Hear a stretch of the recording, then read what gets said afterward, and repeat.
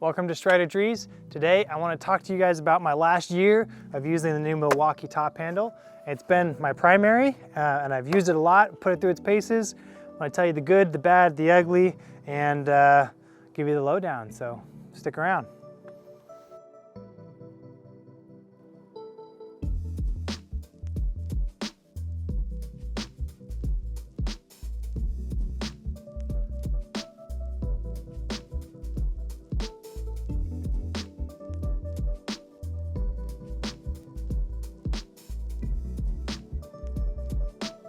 So I've used a lot of electric saws. I started with a 535 LIXP by Husky. I used their 540. I've had the Makita one for quite a while, the 36 volt package. I used that for a couple years. A lot of these electric top handles they've come a long way. It's been a long time since I've really wanted a gas top handle because what these do is every bit as effective as the gas ones, except none of this pull start and crap. I don't have to throw my shoulder out in and out. I don't have to listen to this thing idling in my ear. I really like that particular feature that's common to them all. There's a few things that set this one apart, both for better and for worse. Now, on the whole, I love it. I'll just start out by saying that I've been really happy with this. It's had no durability issues. I've had nothing go wrong. It just performs day in, day out flawlessly in terms of it's just everything working as it should. There are probably my biggest dislike about this saw is that it's heavy, man. It is a chonker. It's thick, it's long. The balance is just a little bit off for me. And it's just, the volume factor is large. And especially since, like I've found, and many of you folks who've used these have found, the 12 amp hour batteries, the thing operates so much better on the 12 amp hours than it does on anything else. I could consistently make cut after cut after cut without it overheating and stopping me. And you get a little bit more power, it feels like, out of these 12 amp hours, but it's just heavy. It's a lot of weight. So aside from the weight, there's a few things that I really like about this saw that sets it apart from the rest of them. So the first thing that I love about this saw is just it's tough. This thing is super durable. All of the plastic is thick. You can see as you pull it apart, all of the parts are extra stout, probably overbuilt a little bit. It's actually kind of what gives it some of that plasticky toy feel, is just how much heavy duty plastic there is. It's also a little bit heavy for that reason, but I really don't have any concern about chucking it around having it bounce around the back of my truck, or when I drop it here a little bit here and there. Also, the Milwaukee batteries themselves are just legendary for being tough as nails. Obviously, they make power tools. They've been making them for years. There's this great clip of a guy dropping a couple different battery brands, and the Milwaukee just takes the beating and keeps on rolling. So I really like that. The other thing that I want to show you guys that, again, Milwaukee does beautifully that every other company falls short, and it's a safety feature. Now, there's a lot of safety features that are required to be on top-handled saws, but Milwaukee has the simplest and, in my opinion, most elegant. So in order to turn this saw on, you need to make sure that the chain brake is released. So chain brake activated, chain brake released, and there's no power button anywhere on this saw.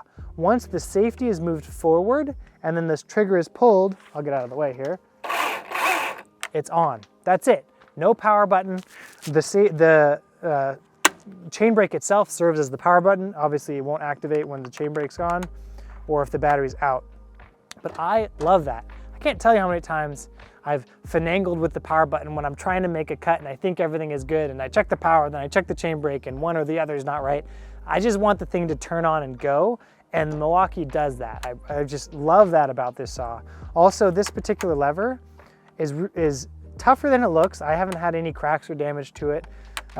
And it's very natural to grab. So when I go to reach for the saw, that gets triggered and it's ready to go. So it's both safe and obvious and intuitive in that I don't have to think about it. So this saw, better than any other, just intuitively turns on and runs when I want it to. No hassle. I like that a lot. One of the issues with electric saws is their tendency to hit the overload, the temperature overload, or the wattage pull overload sensors when you're buried deep into a cut, and that makes it difficult to time large cuts. A lot of times, for example, I have big ponderosa branches. that I need to cut through kind of fast, and I need to time how it cuts so that it swings when I want it to swing and cuts all the way through when I want it to cut all the way through. And if I hit an overload sensor, all of a sudden my saw will stop dead. Now, Milwaukee deals with that issue in a unique way. Instead of having a direct drive, so that is the chain is driven directly off the motor, Milwaukee actually has a small gearbox inside of here. And that does two things. Number one, it gives me a lot more torque. So when I can feel how much torque I'm getting out of the saw, and it changes in sound a little bit, but it'll keep spinning even when I'm bearing down on the saw trying to get that last little bit of cut through, and it tends to not stall. So it's a lot more stall resistant than any other electric saw I've used. The second thing it does is it slows the chain speed down. So sometimes that's nice, sometimes that's not. It makes the saw a little bit safer because it's not spinning as fast, so if I accidentally make contact with myself, I'm not gonna get as many teeth into my skin as I would if it was spinning faster.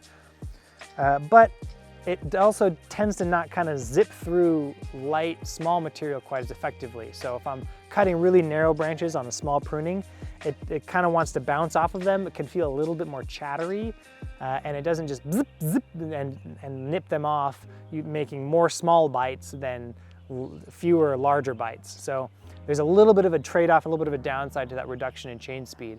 I've found the increase in torque means that it cuts essentially as fast as any other saw I've used. So this cut speed is pretty comparable, but the chain speed is definitely a little bit lower. So that's either a pro or a con. The gearbox though adds a little bit of weight. So again, a little bit hefty, but it does make it extremely reliable and predictable in how it acts actually in the cut. Also, if it gets stuck, I don't have to pull the saw all the way out of the cut usually to get it started again. I can just back it out ever so slightly, and because I've got that extra torque, it'll get going. Electric saws do not like to start under load, but because of that extra gearing, I can get away with it with this saw, whereas I couldn't with my other Huskies and my other Makita battery saw that I've used. All right, it's a 14-inch bar, so this is probably a 10-inch diameter. It's pretty soft pine, but I just want to give you some idea of how hard I can load it and how you can hear the change in sound as I'm actually loading it to try and make it cut fast.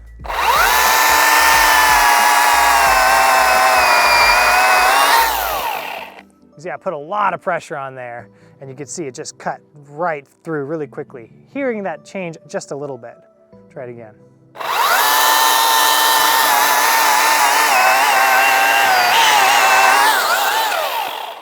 So this is an old chain. I just sharpened it, but I didn't take the rakers down. I've been running this chain since I got the saw. So it's not an ideal sharpening by any means, but it still just rips right through this stuff. Yeah, I'm always impressed.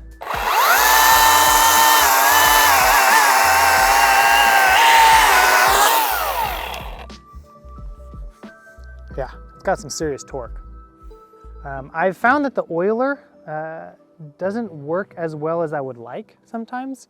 So I get a little bit more buildup inside here, although it's never really stopped me in the tree. And a lot of times I don't notice it because it's got so much torque until I'm dry and starting to heat up. So something to be aware of. I feel like the oiler could probably use a little bit more oil.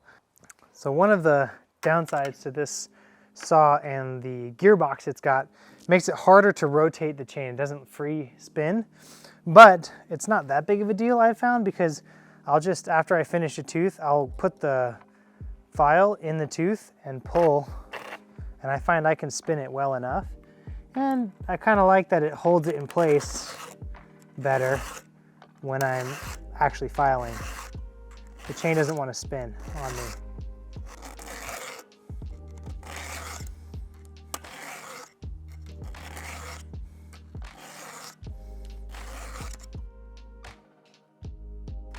So well done, Milwaukee.